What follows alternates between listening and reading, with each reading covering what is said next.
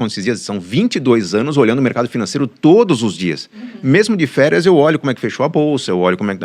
Tem que ter uma noção que está rolando. A gente tende a ir endurecendo a linguagem no sentido de falar bem de especialista para especialista. O que faz o nosso sucesso é justamente nos colocar no lugar de quem não é especialista. Exato.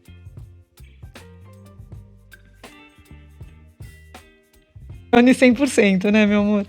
Quando você fala assim, agora a gente vai entrar numa calmaria, alguma coisa muda por completo. Aí abre um negócio novo.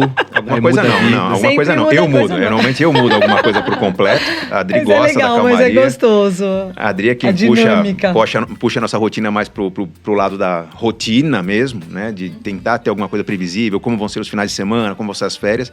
E eu sou o que bagunça um pouco mais. Então, até me incomoda quando ela fala, nossa vida é muito planejada, porque na verdade nós temos tudo equacionado. Mas os planos são refeitos a todo momento. Planos de férias, planos de negócios, vamos investir, vamos segurar um pouco, esse ano está complicado. Então, praticamente quinzenalmente, não é nem mensalmente, quinzenalmente a gente senta para rever alguma coisa que está planejada e ajustar ou o investimento, ou orçamento, ou alguma coisa que estava prevista e vamos ter que rever. É assim que a gente cuida do dinheiro nesses 27 anos. Eu imagino, porque vocês falando sobre isso, sobre vida, como é que muda, eu fico pensando na nossa vida. Um dos primeiros livros que eu li sobre finanças foi o Casais Inteligentes Enriquecem Juntos. Então, pensando lá atrás, voltando pro Bruno, com 18 anos mais ou menos, lendo esse livro, e agora eu tô sentado para gravar um podcast com o autor do livro, né? Eu falo, nossa, é muito doido. Se alguém me falasse lá atrás que isso ia acontecer, primeiro eu ia perguntar, o que é podcast? Eu não tinha na época. Ou se tinha, era um negócio muito... para quem era early adopter do que estava acontecendo.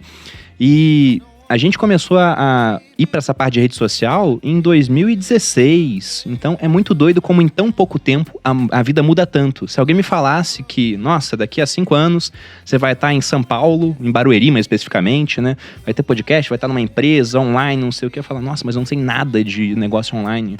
Como é que pode isso? E eu queria começar até essa parte com um pouco da história de vocês. De como se conheceram, como é que foi a questão de parar no mundo financeiro.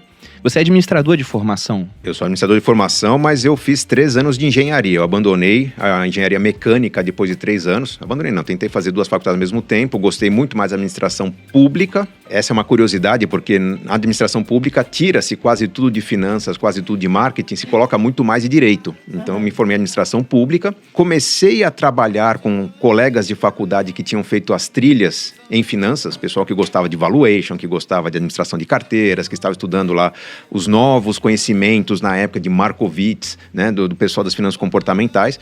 E esse pessoal começou a ir para a consultoria. Eu era apenas um bom colega de faculdade, aquele colega que escrevia bem nos trabalhos. Então, o Gustavo não entende nada de finanças, mas vai ajudar a gente aqui nos laudos, nos relatórios, e foi assim que eu comecei a entrar no mundo das finanças, trabalhando com caras que entendiam muito dos números, das análises, das tabelas, e escreviam muito mal.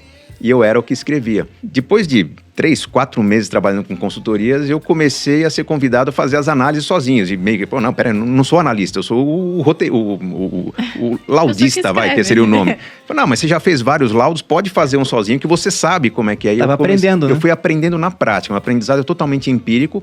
Eu fui estudar finanças mesmo, depois de... Eu entrei no MBA em 2001, né, Adri? Foi depois de 3 anos trabalhando em consultorias financeiras, 3 anos no mundo financeiro, já atuando como coordenador de projetos, como preparador de laudos, enfim. Ali que eu aprendi a técnica das finanças e ali me escandalizei também. Falei, esse assunto é chato pra caramba. Então, como é que as pessoas aprendem com livros tão quadrados, tão escritos de especialista para especialista? E aí eu comecei a me envolver com o mundo das finanças com uma linguagem que fosse boa para mim e para os meus clientes, não para o professor que ensinava no livro qual que era a linguagem adequada para entender a contabilidade, as análises, enfim. Simplificação, então. Simplificar. E vocês já estavam juntos nessa época? Já. Nós começamos a namorar quando ele entrou na 2ª faculdade, em administração. Foi pouco depois, né? Pouco depois. Você tinha eu entrei 6 na meses, faculdade. a gente começou a namorar quase um ano depois. Porque quando eu entrei em administração, eu estava fazendo engenharia. Ao abandonar a engenharia, eu falei, cara, vou ter muito tempo livre, eu fui estudar inglês. E aí ela vai contar como é que nós nos conhecemos. Aí eu trabalhava na escola de inglês. Ah, você trabalhava na escola de inglês. O Gustavo foi chorar um desconto, né? Financista. Não, nós tínhamos muitas aulas extras de sexta-feira, principalmente. Aí a moçadinha que vai, né? O pessoal marcava de depois da aula sair. E aí a gente começou a sair, né? Essas aulas eram temas aleatórios, assim, temas... Bater papo em inglês. Bater papo em inglês, pra pessoa pôr em prática mesmo o inglês, né?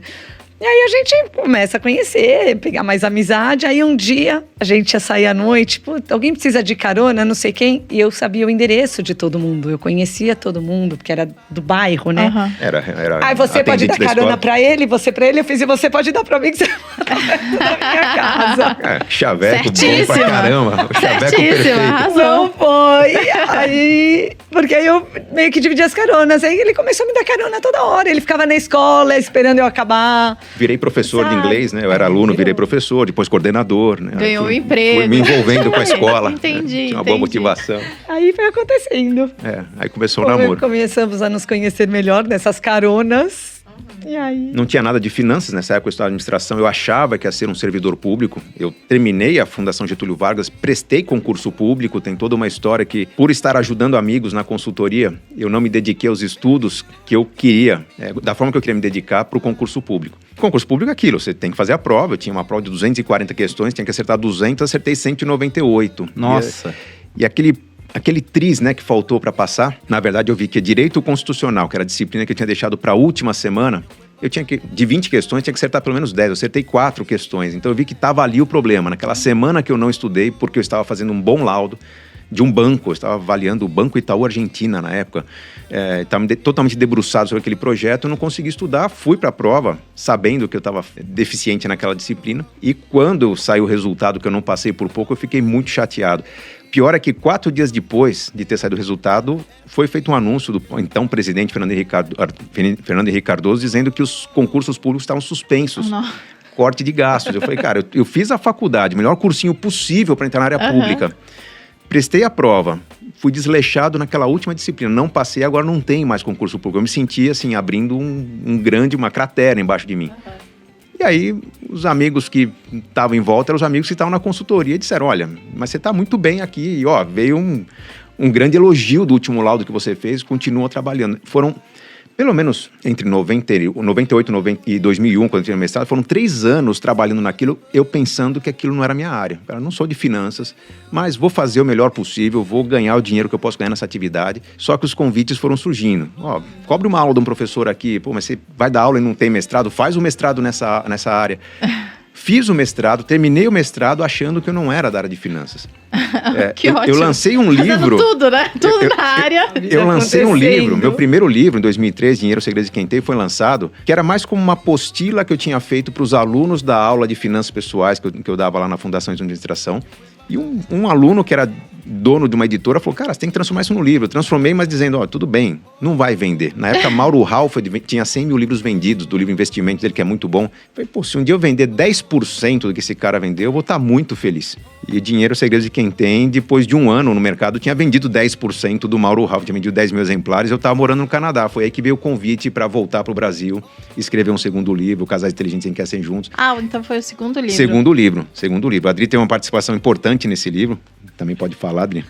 O quanto você contribuiu para Casais Inteligentes Enriquecem Juntos. Conta aí. Conferia sempre todos os livros que ele escreve, ele fala, lê e vê o que você acha, vê o que tá bom, né? Ele sempre conta essa história.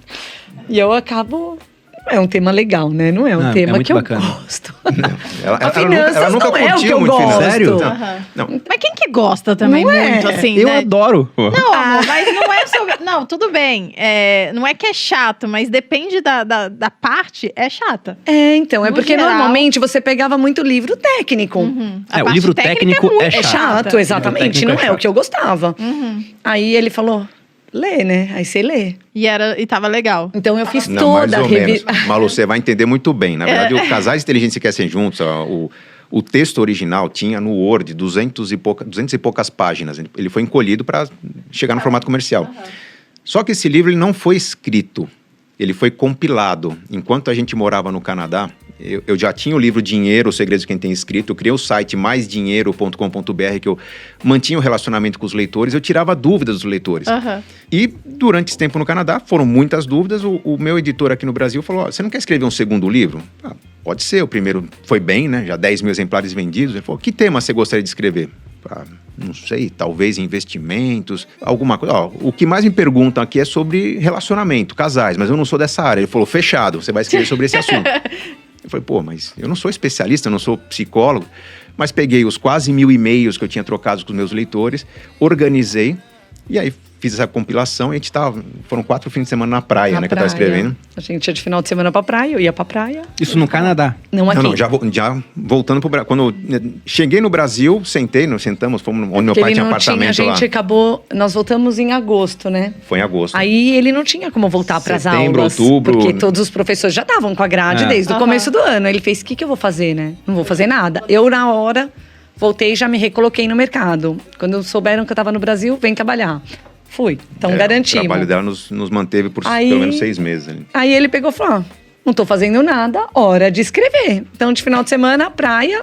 Escrevendo. Aí ele escrevia. Chegava em São Paulo, escrevi tanto, lê. Aí eu lia. Aí que veio a contribuição dela. Sou uma pessoa que leio bastante. Uhum. A hora que dá sono é sinal que o negócio não tá legal, né? Eu dava pra ela ler, de repente eu olhava pro lado, ela tava dormindo do meu lado. Eu falava, porra, Aí ele falava, ih, tá chata essa parte. Aí eu Dá pra pivotar esse produto, né? Eu pegava exatamente, pegava a página que ela tava lendo e ia ver o que tava tão não tá pesado. Tão bom assim. Foram as babas dela em cima do meu livro que me fizeram reorganizar, tornar mais enxuto. Falei, cara, não aguentou ler esse capítulo de 20 páginas e fazer um capítulo mais curto. Uhum. Então, Casais Inteligentes que Crescem Juntos tem essa contribuição da Adri. O quanto ele estava chato, ele foi se tornando um livro melhor à medida que ela demonstrava que não estava legal. Você sabe que o Viver de Renda, a primeira vez que o Bruno gravou, né, que ele já regravou algumas vezes e agora é ao vivo, inclusive, as aulas, quando ele escreveu, começou a gravar, eu sempre ia lá contribuir de forma bem parecida, só que eu vinha com uma ideia de tipo, nossa, isso daí eu não entendo. Porque a ideia do Viver de Renda é pegar uma pessoa que não sabe nada e levar ela até entender tudo, né? De investimento. Tudo não. Tudo é amplo. Mas, enfim. Sim, é pegar o leigo e transformar. Entender o necessário. Porque sobre investimento senão e tudo todo mundo mais. atira pra todo lado.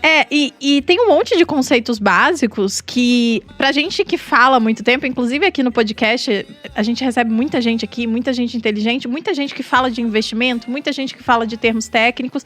E quando você vai ouvindo muitas vezes, você aprende. E aí isso passa direto. Mas pro leigo, não é primeira vez é assim, muito né? difícil, né? São termos que você fala assim... Não, uma vez a gente então, trouxe de renda foi feito assim. Quando o Bruno falava algo muito técnico, eu falei, mas eu não entendi isso.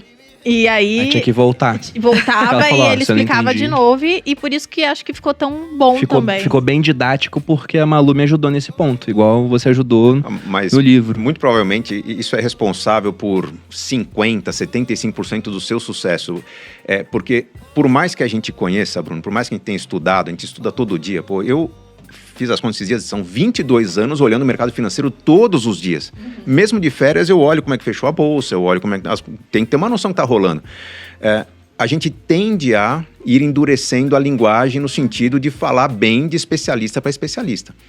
O que faz o nosso sucesso é justamente nos colocar no lugar de quem não é especialista. Exatamente. E ter a humildade de descer lá de cima do Olimpo do conhecimento e falar numa linguagem de forma que a pessoa vá abrindo as porteiras e aos poucos ela vai descobrindo um universo que é muito fácil de ser acessado desde que ela entenda. A dificuldade está na educação. O brasileiro hoje não é aprovado no PISA em provas de matemática e português. Pô, nós estamos falando de finanças, é um assunto complexo, mas aqui é a grande oportunidade que existe no mundo de construção de riqueza. Um país fértil, com empresas que estão crescendo, com toda uma sociedade em desenvolvimento, com muito para expandir. E nós investimos pouco no Brasil, porque as pessoas... Não é porque falta influenciador, educador, é porque falta o conhecimento básico para a pessoa ter a coragem de romper a barreira do... Puxa, eu vou sair daquela conversa que eu tenho com o gerente de banco e aprender um pouco mais. O universo se expande, né? Isso aconteceu lá atrás com os livros, acontece nas redes sociais, acontece em todos os produtos que se criam. Quando a gente aprende a falar na linguagem de quem não sabe, nós abrimos uma porta muito grande para a oportunidade. Não, e pensando como produto também faz muito mais sentido, porque se pegar quem entende o linguajar do mercado, é um público muito pequeno. Então você vai ter um mercado tangível, né? Primeiro que o cara às vezes não precisa do seu produto e o mercado é muito menor. Agora o mercado endereçável de quem não sabe nada de finanças é gigantesco. Até porque só não entende. Toda essa lógica financeira é a mesma há décadas, séculos. Exatamente. As bolhas